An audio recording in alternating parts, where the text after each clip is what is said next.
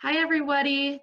Thank you so much for being with us tonight. We are so excited for especially this one with all of our spooky cocktails with our special guest, Chris Motley. For those of you who don't know him, he used to work at Davidson's and then he moved to Las Vegas. So the power of being able to do remote and virtual video events is that we get to bring back our favorites like Chris. So he's actually joining us today from Las Vegas. We're super excited to be able to have him for this. And just a few things. I know a lot of you guys have done this a lot, so I'll be quick, but just keep yourselves muted so that there's no background noise, please. And if you feel comfortable turning on your videos, it's a lot easier to talk to faces than it is to black screens. So no pressure, but it's definitely going to be a lot easier for feedback that way. And with that, I will go ahead and send it over to our live from Las Vegas, Chris Motley, which I think you're muted, Chris. There we go. Okay, you coming through? Oh, so we're good because I'm seeing the little one. Ah, there we go. Hi, everybody. How's it going? Yes, coming to you live from fabulous Las Vegas, Nevada.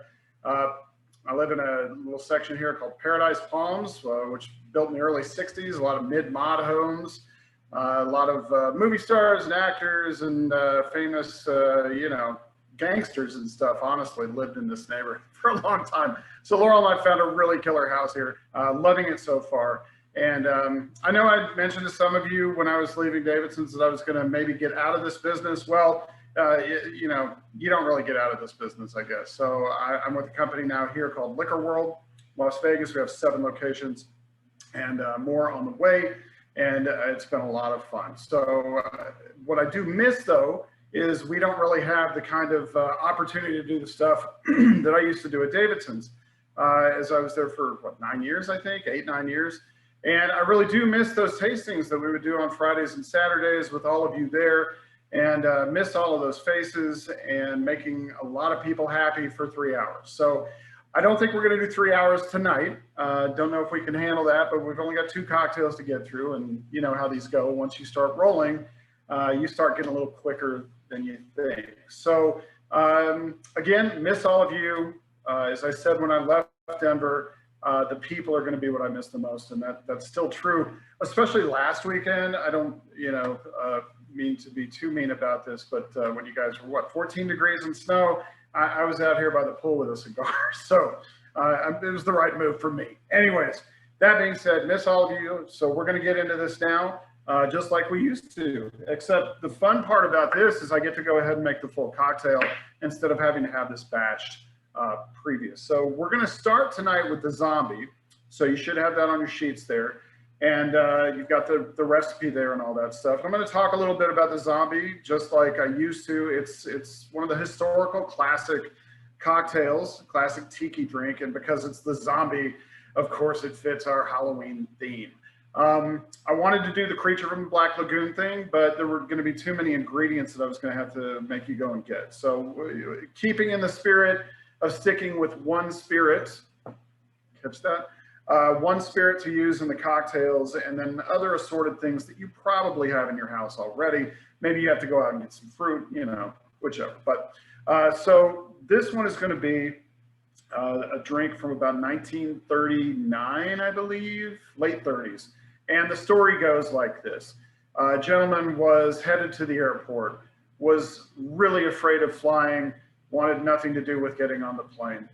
Stopped in at Don's restaurant there in Hollywood before going to the airport. Was like, man, I gotta get looped. I gotta get knocked out so I can get on the plane. Can you make me something strong? And Don, of course, rises to the challenge and makes him this crazy, incredible drink with a lot of different rums, a lot of different flavors and all that kind of stuff.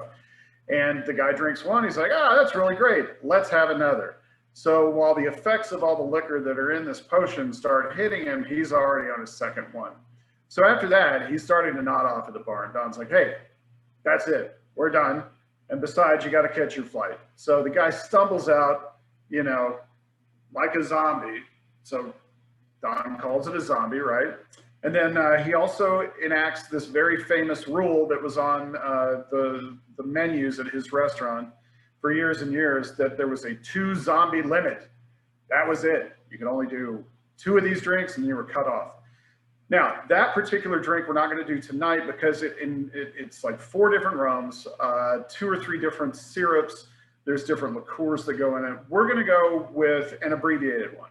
And I've test driven this recipe. It is delicious. It's not the classic zombie, but it's a zombie that you would get maybe like, if you were at a restaurant or something, a tropical restaurant that doesn't go hardcore tiki, but makes some really tasty drinks. And that's what we're going to do tonight. So we are going to be using our El Dorado 12. Now, I know a lot of you probably already had this bottle in your house already. Over the years that I was at Davidson's, I turned on like a whole army of people to El Dorado. So we had like our El Dorado army, and this is a beautiful rum. And if you hadn't had it before and this event got you to go get one, you're in for a treat. This is a beautiful rum.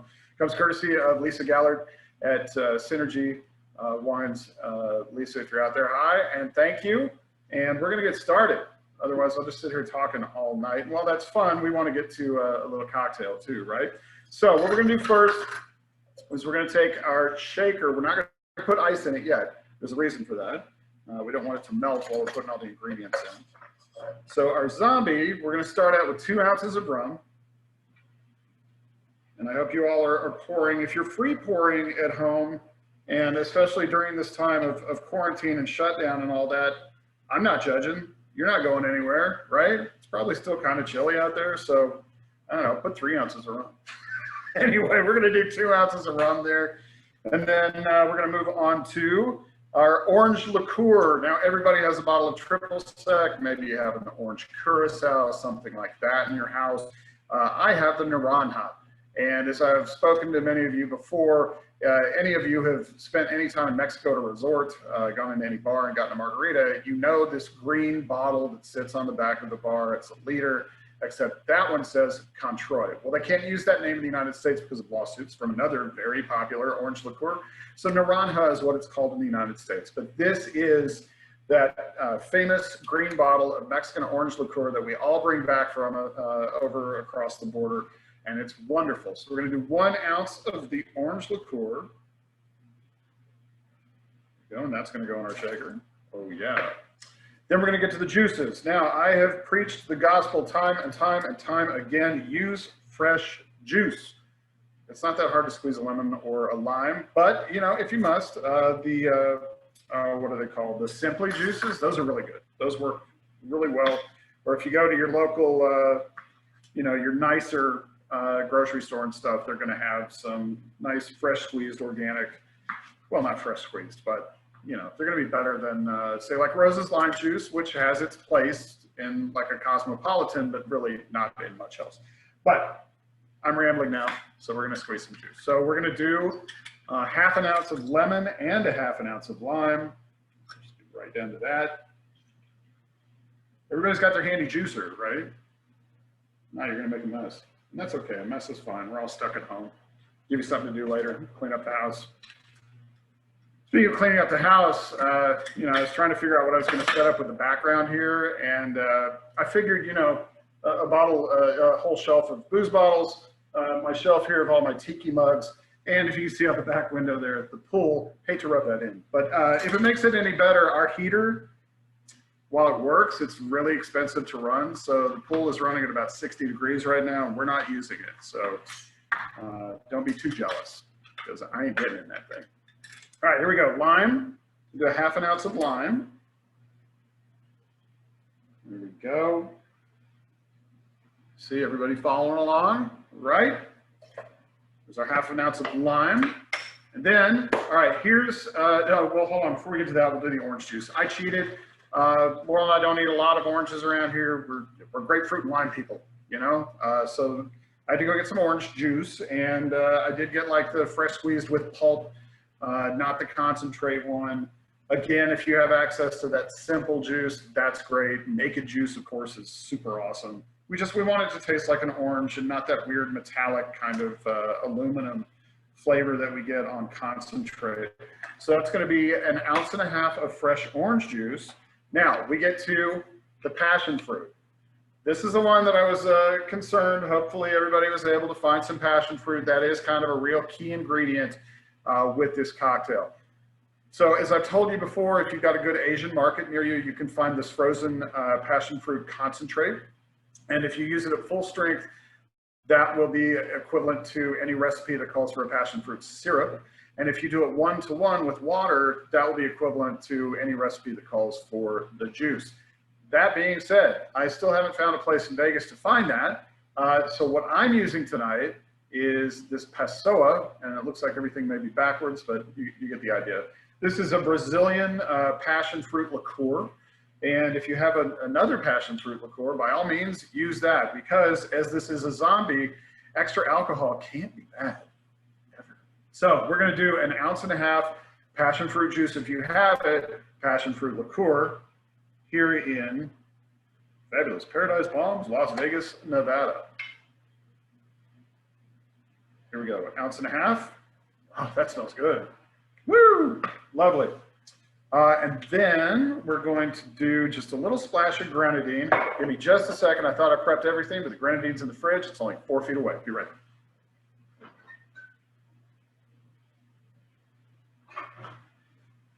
See, there we go. All right, sorry about that. And we're gonna do 1/4 ounce of grenadine. This isn't really gonna add any sweetness because we're already pretty sweet here. It's going to add some nice color to it. And if you've got a real grenadine that's made from just reduced pomegranate juice, it does give it kind of an interesting little flavor there. And then very important is going to be our bitters. We have a very sweet drink here. We need to balance it with some bitters. So Angostura bitters, just regular straight up. If you have the Fees old-fashioned bitters, those are very similar to these. But Angostura, and I know pretty much all of you have this in your cabinet at home. We're going to go 1, 2, 3, just like that.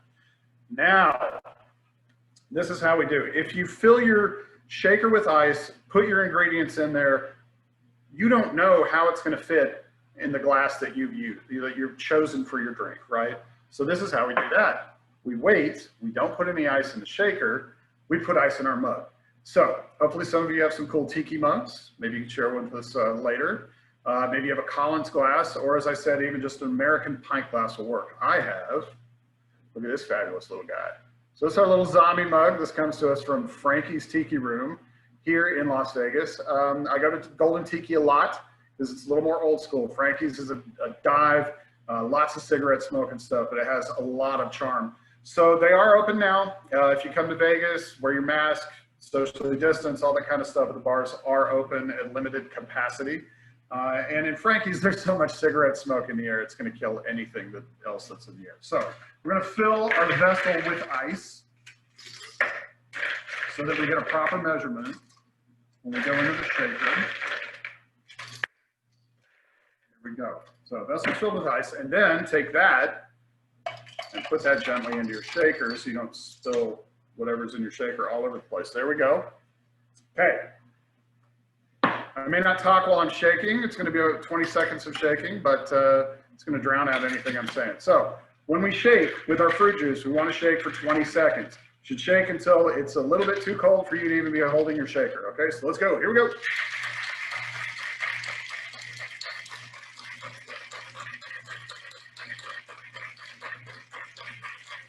Ten, 11, 12, 13, 5, 4, 3, 2, 1. There we go. And take that off. Now, a lot of recipes will say, strain your cocktail onto new ice. And for some classic cocktails, that is correct. In tiki, we don't want to do that because really the shaking of the ice breaks the cocktail down a little bit. So it's not super gooey and super sweet, but just right. And plus that shaking gives you a nice froth. I'm not going to tilt it towards the camera and spill it all over my counter here, but if you look down at your shaker, it should have this really beautiful frothy kind of appearance to it. That's going to go right into our Frankie's Tiki mug here. If you have any space left over at the top that off with a little bit more ice. There we have that. And then where did my straws go? Oh, they're holding up my recipe. A little behind the scenes stuff there. So here we go. During quarantine this year, I was on furlough for 5 weeks. So Amazon got a real workout. And one of the things we got was like, what, 5,000 pack of these great paper straws so we don't kill all the turtles. So that's going to go in there. Since this Frankie's mug is so tall, I don't really have a swizzle stick to put in there, but you should anyway. And so at this point, for our first Halloween cocktail, the zombie, because what's more scary than a zombie, right? Eat your brains. After all that, let's take a sip, shall we? Oh, that's good. Oh, that's real good. All right. Danielle, I don't know, if people want to ask anything about this particular cocktail, do you want to do questions now or save the whole thing till the very end? Yeah, if you have any questions, feel free to ask them and we can go ahead and start answering them about this one before we move on to the next cocktail. And what do y'all think about it? Is it tasty? Tasty treat?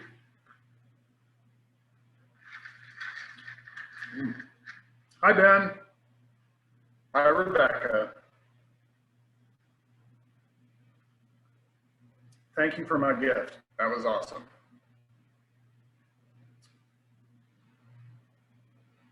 Very tasty. Excellent. That's fantastic. Delicious.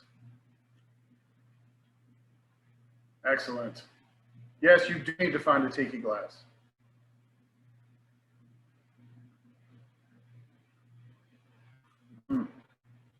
I think just sit here and drink the rest of the time. Strike some poses, put some music on. Silliness, right? Well, Ben, I agree with you. I like the complexity of the original as well. I think it's a fantastic drink. And I do love the zombie quite a bit. But again, as I was saying, the amount of ingredients to make them true Don the Beachcomber zombie from that era, it's a little bit daunting, I think. If you guys are curious, look that up on Google Boxes and try to find the original recipe. It contains, like I said, 3 different kinds of rum, a couple of different liqueurs, absinthe, or herb saint. I use a little herb saint in that. But it's a very rich and complex drink with a lot of depth to it. So definitely, if you're interested in what a zombie can truly be, go check that out. But this is kind of what we call the, for lack of a better term, the Chinese restaurant tiki drinks, which are all pretty much orange juice, pineapple juice, grenadine, and then a modifier of some sort with the dark rum. So the modifier here is probably the bitters. If you had a Mai Tai, the modifier would be an amaretto, but they're all pretty much the same drink. And those drinks are tasty. Hi, Penny and Gary. Good to see you guys too. All right, what do you think? You want to move on to the next one?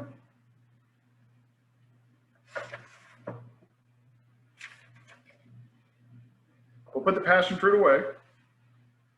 Bye, passion fruit. We'll see you in a little bit because you are delicious.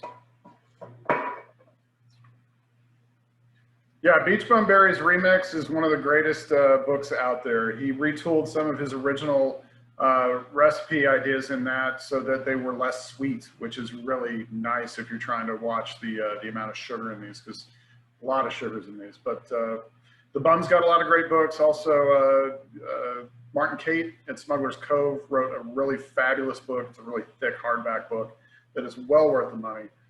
For sure. And all of these guys, they own bars that are not able to open right now, especially in especially Smuggler's Cove, because they don't have food. I believe is still closed. So, get online, buy a t-shirt, buy a book, something. I think Beach Bum Berries Bar, Latitude 29 in New Orleans, I think they were finally able to open. They have food, but again, it's in limited capacity. And when all this nonsense with this horrible virus, which really, really sucks, when this finally is able to be dealt with, we hope that some of our favorite bars are still around. So let's try to help them with that. There in Denver, of course, you've got a whole bunch of bars and bartenders that could use your patronage somehow, whether it's to-go cocktails or any other way that you can. I've been urging people to donate. The USBG, US Bartenders Group, has a COVID relief website that you can visit and donate to that, and help the people who have been behind the bar, helping you for all these years. And there you go. They're good folks. Now let's see here. What else we got? passion fruit liqueur. There you go. This is Passoa, Passoa. This is owned by Remy Martin. So your local Remy Martin rep, if you go to Davidson's and ask them about that, this should be available because they're doing a really big national push to get this out there. And it's pretty fabulous. And I think one of the reasons is because cocktail people were screaming for a good passion fruit liqueur, because as some of you have seen, it's hard to find a good passion fruit juice. So there you go. All right, we're gonna move on. Ooh, this one's scary. Ghosts are scary, right? Blackbeard's Ghost, well, not like a big Disney thing, black and white movie, I think so. But we're gonna talk about Blackbeard's Blood. As many of you know, I'm a big fan of punch bowls for parties. Now, during COVID, perhaps you're gonna have a party at your house for Halloween, play outside, socially distanced and all that kind of stuff. But a punch bowl is always a great way to go. And there's a lot of new research on this, you know, with the amount of alcohol in there, I don't think any virus is going to live in the punch bowl, et cetera, et cetera. But again, you do you, your level of comfort. That's why we decided to go for a punch for one. And that's what this is Blackbeard's Blood. And it's going to have a really beautiful dark red flavor. Now, like I said, I tried both of these last night. And I got to be honest with you, the Blackbeard's Blood was kind of the winner. You know what I'm saying?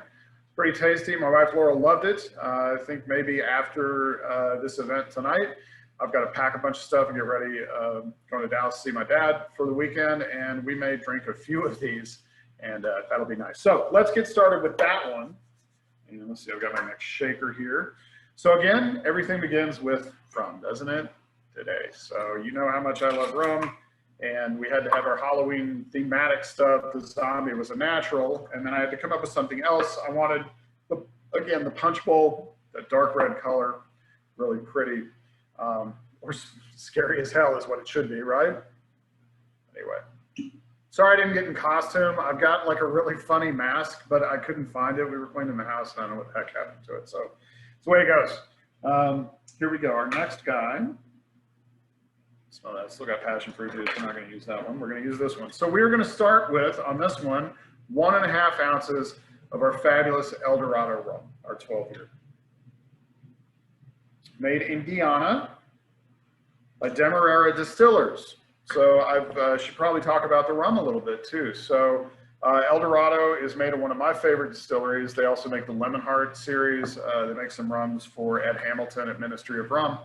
And the stuff that they make is using a molasses and a cane syrup that comes from the Demerara region, which is the Demerara sugar that you find at the grocery store that is darker. It's not full-on brown sugar, but it's darker, much more flavorful earthiness to it. Almost, if you kind of squint and look at it right, there's almost like a smoky quality to it.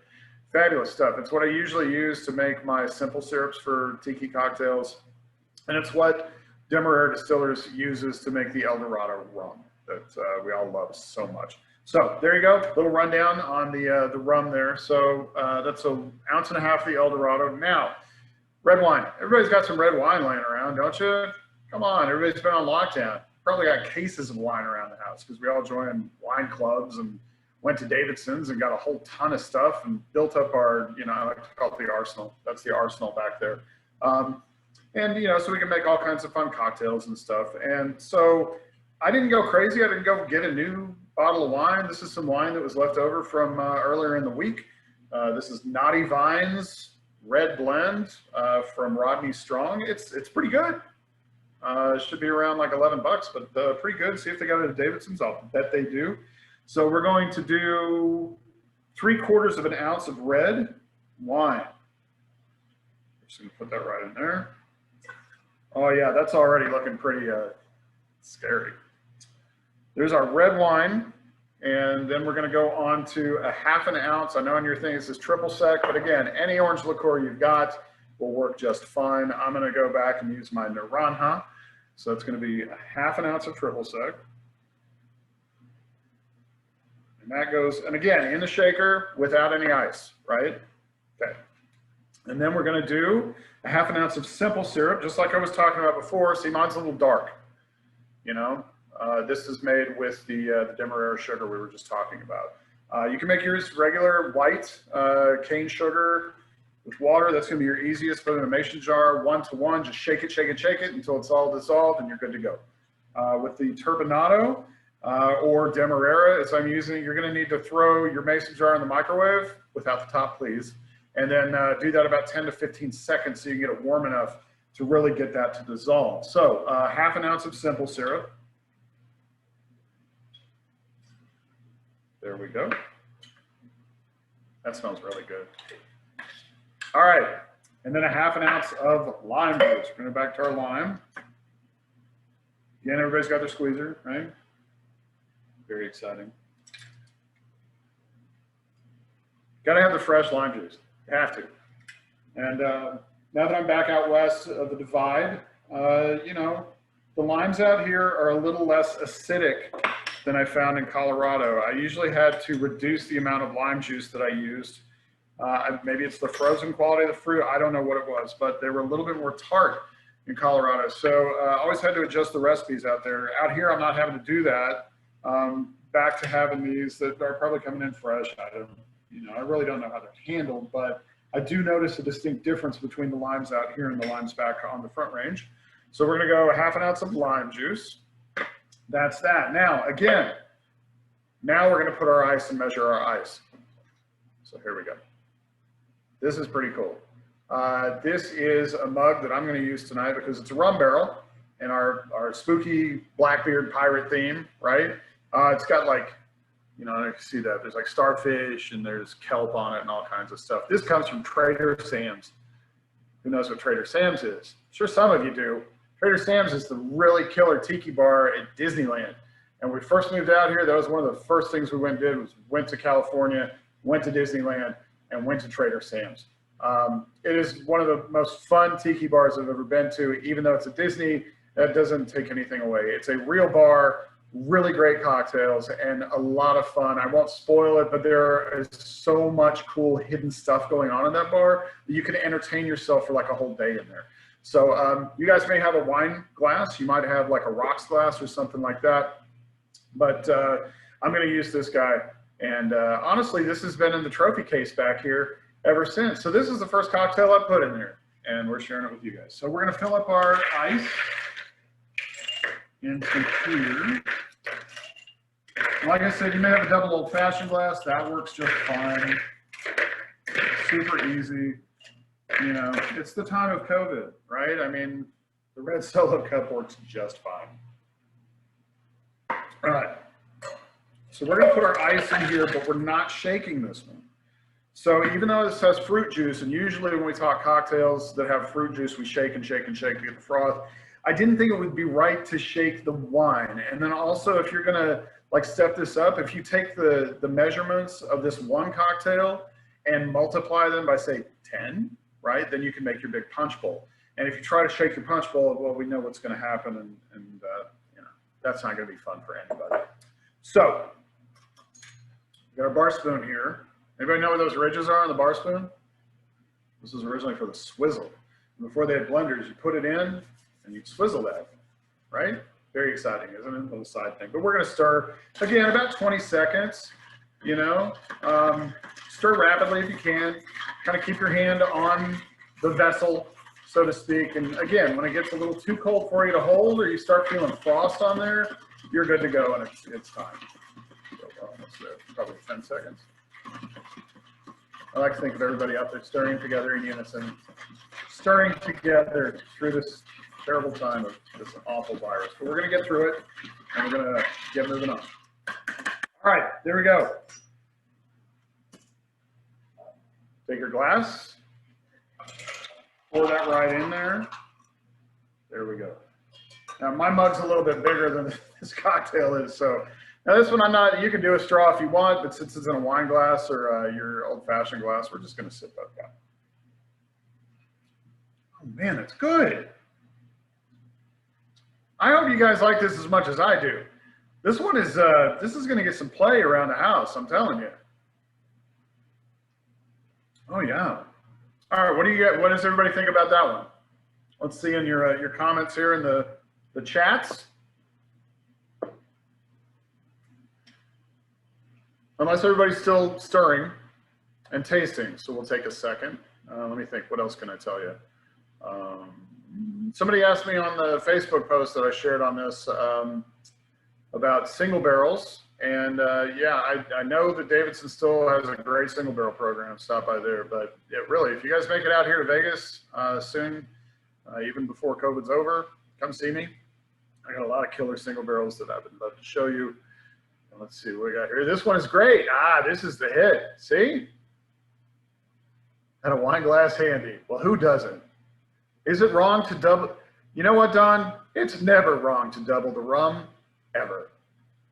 Cinnamon allspice simple syrup. Wow. Okay, that's a great idea. That is a really great idea. That's got Christmas, you know, written all over it. Excellent. Elizabeth is still drinking the zombie, and that's just fine. We have plenty of time. Like the zombie a little bit better? All right. Oh, man. I got to say, I'm loving this one. And I think what it has to do with is what we were talking about earlier. Hi, Star. Earlier on, we got into how the real hardcore traditional zombie has a little bit more complexity and depth to it. And I think that's why I prefer that zombie. I like this zombie a lot. I think it's pretty tasty. It really makes me want egg rolls, you know. Anyway. Austin, I would love to come visit. I'm going to wait probably until very late spring or early summer, obviously. But yeah, I would like to come and see some folks. And I would like to visit some of the old places that I hope are still around when I'm able to get out there, especially Finn's Manor. Falling Rock, of course, you know, they're holding on. So I hope everybody is holding on as well as they can there. Hi, Alex. How you doing? Say hi to the family. Woo! This one is great. I agree. Yum. All right, what did we do here? About 40? That's not bad, right? Did I hit it right, Danielle? Earlier you mentioned a recipe for a black lagoon. Yep. Can you share that? I don't have it on me right this sec. This was one that I used to do at the Halloween tastings there at Davidson's, and it was that one that had that murky kind of green swamp water look to it. So it was like, you know, use pineapple juice and use blue curacao, Kraken rum, and there was some other stuff that went in it as well. But I'll be happy to look that up later, and I can send that in maybe to Rebecca to throw up on the Davidson's website, or they may have that. I've got that somewhere. I just don't have it here. Yeah. All right. What made it green? It was the green was the combination of the pineapple juice and the blue curacao. So the yellow pineapple juice working with that blue curacao made it like this swamp water green. Adrift is amazing. And tiki drinks will get us through anything.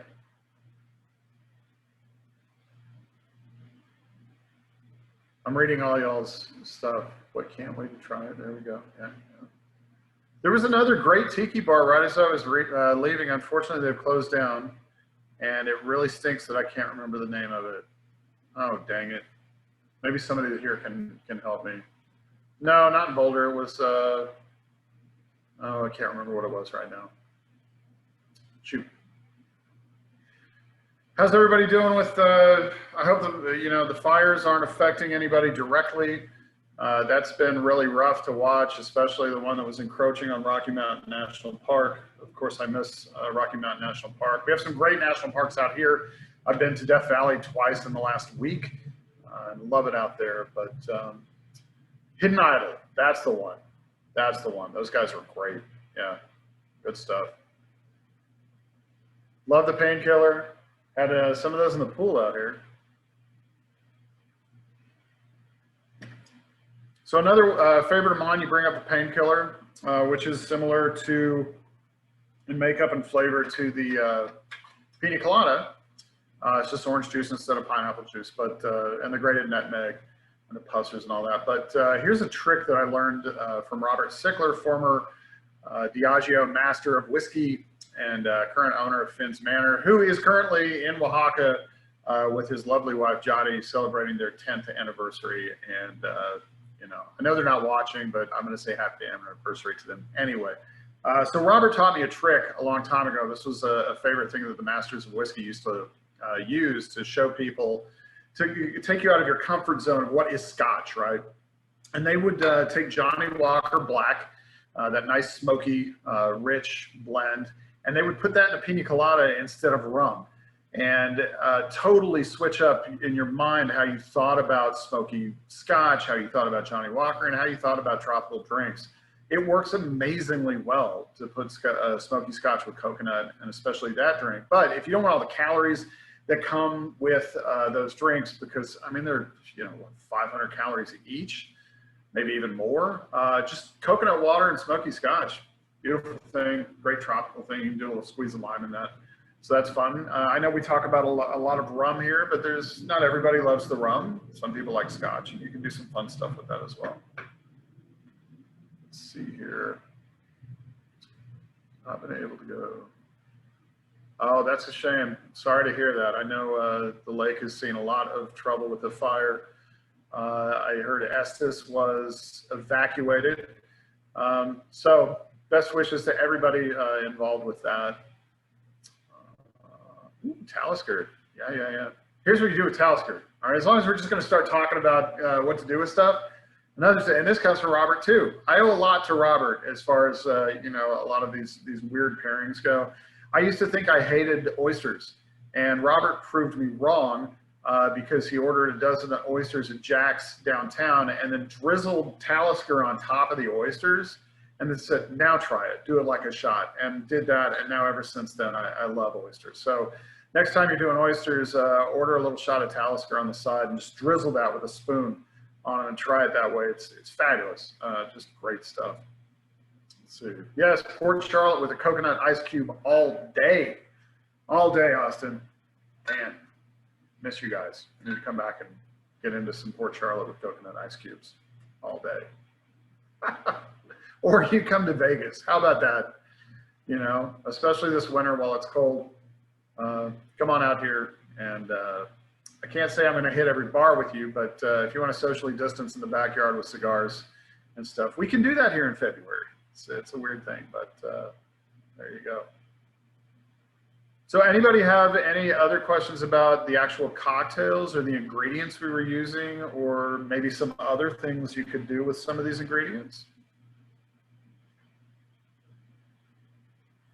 When you make your simple syrup with the demi-heure sugar, same proportions? Yeah, 1-to-1. So that's your classic simple syrup, is always going to be 1-to-1. You can make another syrup that, if you are, especially Trader Vic would use this all the time. It's what he calls the rock candy syrup. What the rock candy syrup is 2 parts sugars to 1 part water. And that is an ingredient in his classic Mai Tai from the 1940s. So in that, I kind of modify that, and I just do a ½ ounce of the orgeat in my Mai Tai. But if you want to do it really originally the way he was doing it, you need to make the rock candy syrup, again, 2-to-1. And then, that one obviously doesn't last as long as regular simple syrup because it is rock candy syrup, and it'll start growing the crystals and stuff. So you got to make that and use it pretty quick. Another one, good one is honey syrup, again, 50-50. That's great with actually bourbon drinks and lemon.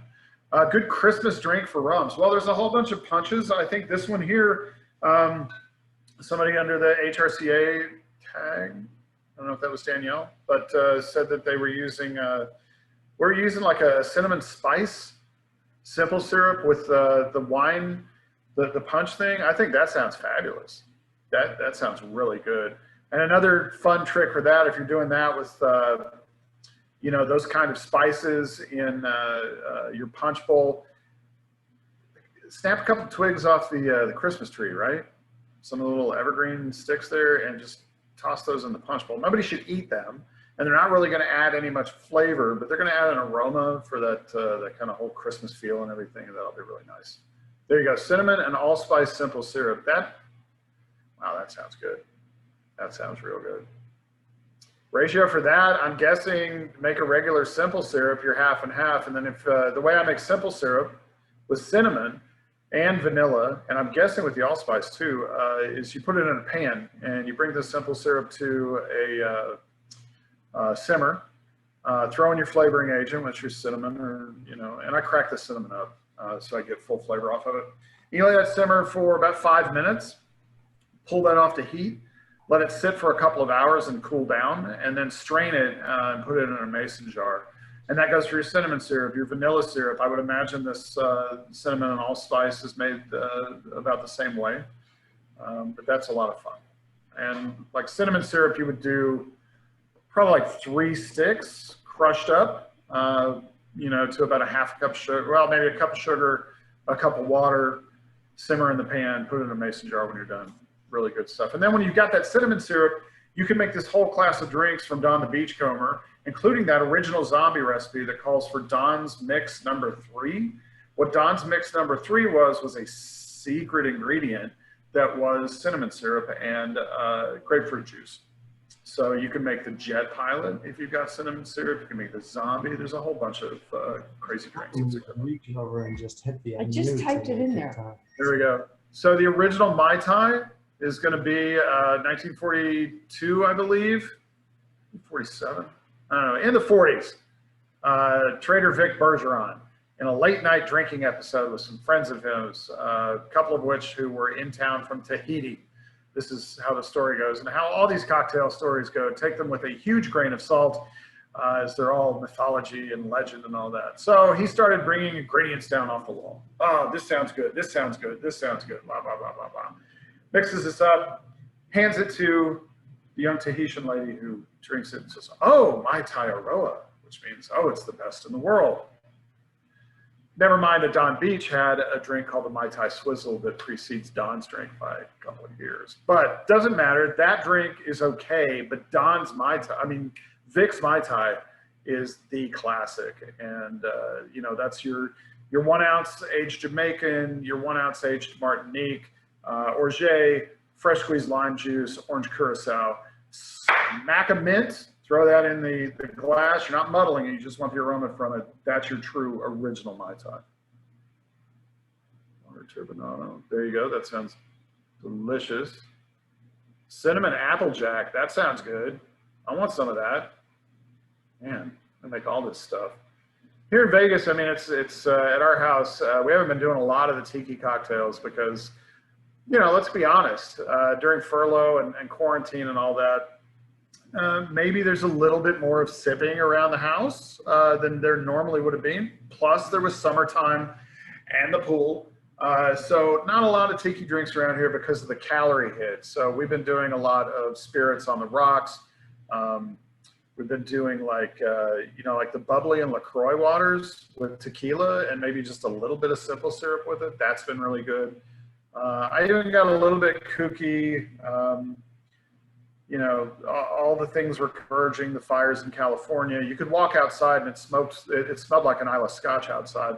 And we just kind of lost our minds one weekend and sat in the pool with the smoky air, smoking cigars and drinking Ardbeg's Wee Beastie on the rocks. And it was just like, if we're going to do smoke, let's do smoke, So it's been crazy. Always margarita season, yes. But I got to be honest, Austin, in this house, it's the Paloma has taken over. Love that because I can take like the, LaCroix Pamplemousse, right? And then I take a half a grapefruit Ruby Red. I squeeze that juice into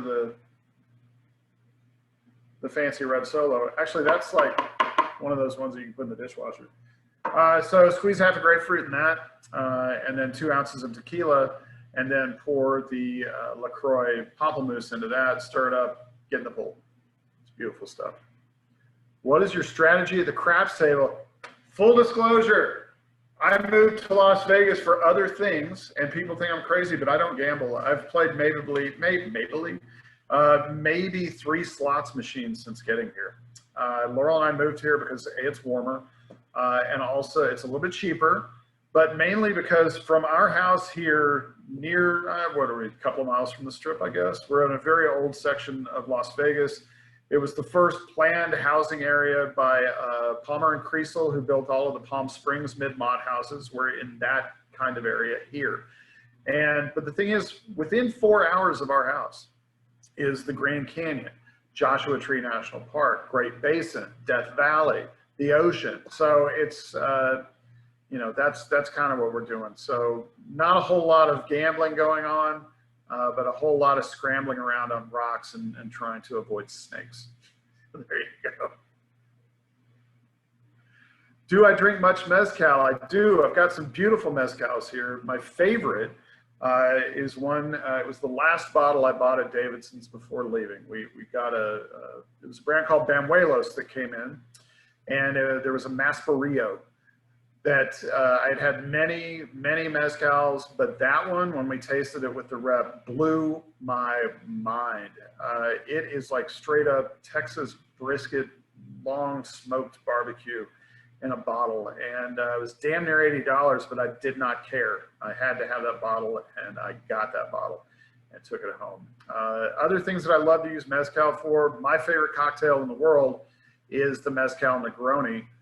They call it the Oaxacan Negroni as well. So all you do is you switch out that gin component with mezcal, and the smoky mezcal, the way that it works with the Campari and the sweet vermouth, it's one of my favorite things in the world. Fabulous stuff. All right, Glenn, great to see you. Cheers. Take care, Star. Great to see you as well. We'll hopefully see you all next week. You are welcome, Rebecca. Much love to you as well. Namaste, etc., etc. Miss you. Come see us sometime. Does anybody have any other questions for Chris? If not, we will go ahead and get it wrapped up. I'll give it a couple minutes for things, but while we do that, I'll just say he'll be back next week. So if you enjoyed all of his knowledge, which I know we did here, he'll be back next Thursday, November already. And he'll be teaching us some great fall cocktails, some of his fall favorites, like a Black Manhattan and an autumn old fashioned. So you definitely don't want to miss that. I hope you guys enjoyed tonight, and please join us again next week. We really appreciate you being here, Chris, and thank you to Davidson's. Thank you for your time, and we hope to see everybody back next week. Yeah, this was fun. I love this. This is great. Let's see. Oh, we got another mezcal thing here. Oh my gosh, shit. I'm gonna have to read that later. That's a long one, but I'm gonna try it probably. Yeah, mezcal cocktails are fantastic. And as we were talking about in the Negroni, another great way to go to bring it back to tonight's theme, a really funky Jamaican rum. That's called the Kingston Negroni, and that's my second favorite Negroni. I'm not a big gin guy, as most of you remember, and I think the Boulevardier is a little bit too mellow the way that the bourbon works with the Campari. It's just the Campari squashes it. So you need those bolder flavors, either the big botanicals in the gin or the smoke in the mezcal or the funk of the Jamaican rum. But really, Danielle, I could do this for hours. So if you want to call it, go ahead and call it. No, we appreciate it. Thank you so much for being here, Chris. And like I said, please join us next week. We will have Chris back, and you know his knowledge is amazing. So hope to see you guys next week. Thanks, everybody. Thank you. Cheers. Cheers. Thanks, Chris. Thanks, Highlands Ranch, Danielle, and Rebecca. Go El Dorado for the win. T-W.